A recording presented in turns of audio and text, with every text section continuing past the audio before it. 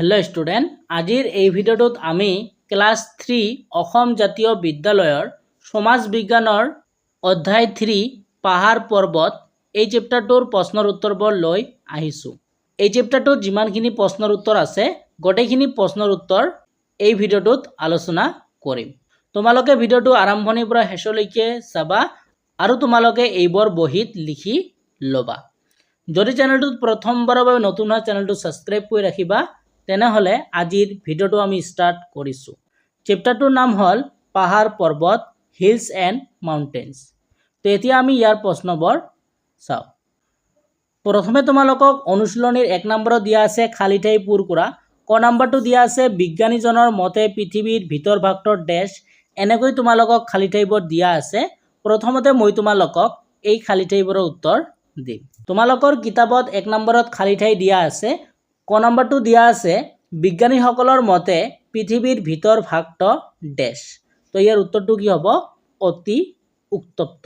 ঠিক আছে, ভিতৰ ভাগটো অতি উত্তপ্ত। তাৰ পিছত খ নম্বৰটো কি দিয়া আছে চোৱা। খ নম্বৰটো দিয়া আছে পৃথিৱীৰ আৰ্হি হিচাপে আমি ড্যাশটো দেখুৱাব পাৰো। তো খালি ঠাইটোত কি হ'ব?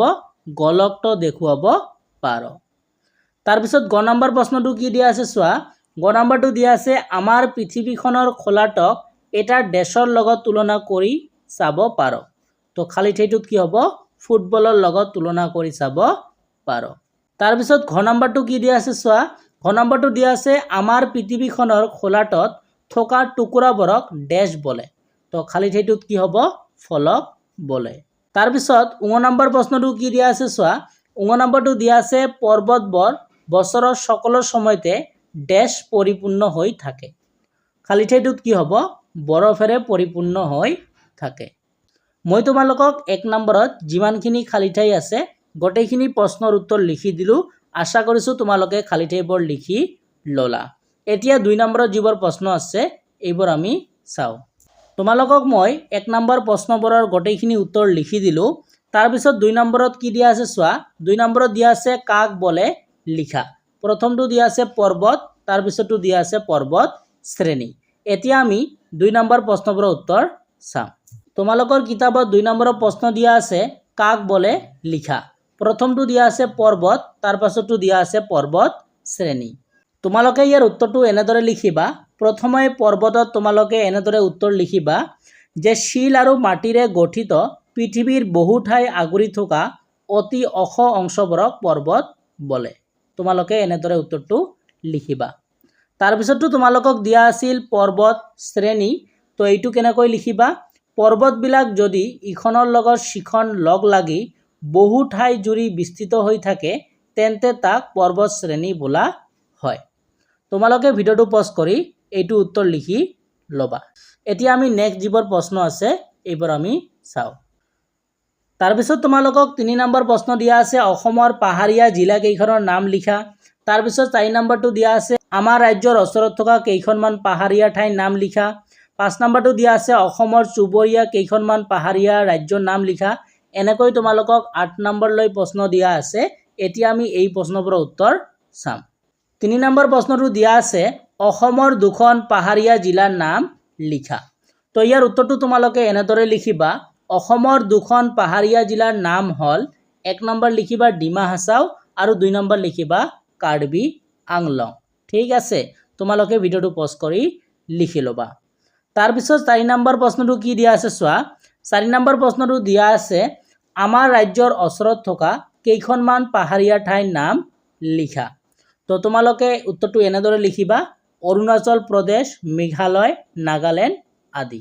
তাৰ পিছত 5 নম্বৰ প্ৰশ্নটো দিয়া আছিল অসমৰ চুবুৰীয়া কেইখনমান পাহাৰীয়া ৰাজ্যৰ নাম লিখা। তো ইয়াৰ উত্তৰটো তোমালোকে এনেদৰে লিখিবা নাগালেণ্ড, মণিপুৰ, অৰুণাচল প্ৰদেশ। আশা কৰিছো তোমালোকে এইবোৰ উত্তৰ লিখি ললা। এতিয়া 6 নম্বৰ প্ৰশ্নটো কি দিয়া আছে চোৱা। 6 নম্বৰ প্ৰশ্নটো দিয়া আছে আগ্নেয়গিৰিৰ সৃষ্টি কেনেকৈ হয়। তো ইয়াৰ উত্তৰটো তোমালোকে এনেদৰে লিখিবা পৃথিৱীৰ ভিতৰ ভাগটো অতি উত্তপ্ত আৰু আধাজুলীয়া বস্তুৰে গঠিত।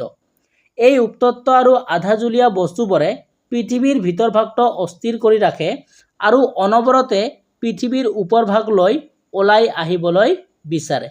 ইয়াৰ ফলতেই আগ্নেয়গিৰিৰ সৃষ্টি হয়। ঠিক আছে, তো তোমালোকে উত্তৰটো এনেদৰে লিখিলে হ'ব। তো আশা কৰিছোঁ তোমালোকে উত্তৰটো লিখি ল'লা। এতিয়া তাৰপিছত যিটো প্ৰশ্ন আছে এইটো আমি চাওঁ। তাৰপিছত 7 নম্বৰ প্ৰশ্নটো কি দিয়া আছে চোৱা, পৰ্বত কেনেদৰে গঠিত হয়। তো ইয়াৰ উত্তৰটো তোমালোকে এনেদৰে লিখিবা, ফলকবোৰ গতিশীল, ইখনে সিখনক ঠেলাঠেলি কৰি থাকে। এনেদৰে ঠেলাঠেলি কৰি থাকোঁতে কেতিয়াবা এখন ফলক ওপৰলৈ উঠি যায়। তেনে অৱস্থাত পৃথিৱীৰ উপৰিভাগৰ যি অংশ ওপৰলৈ উঠি আহে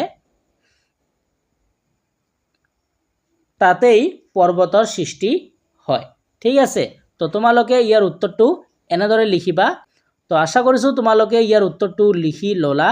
ঠিক আছে, তাৰপিছত 8 নম্বৰ প্ৰশ্নটো দিয়া আছে, পাঠত থকা ইংৰাজী প্ৰতিশব্দসমূহৰ এখন তালিকা প্ৰস্তুত কৰা। এই প্ৰশ্নটো তোমালোকৰ পৰীক্ষাৰ ফালৰ পৰা ইমান ইম্পৰ্টেণ্ট নহয়, যদি কোনোবাই পঢ়িব বিচাৰে তোমালোকে পঢ়িব পাৰা। তো মই তোমালোকক এই পাঠটোৰ গোটেইখিনি প্ৰশ্নৰ উত্তৰ লিখি দিলোঁ। আশা কৰিছোঁ তোমালোকে এইবোৰ লিখি ল'লা আৰু তোমালোকে এইবোৰ ভালকৈ পঢ়িবা।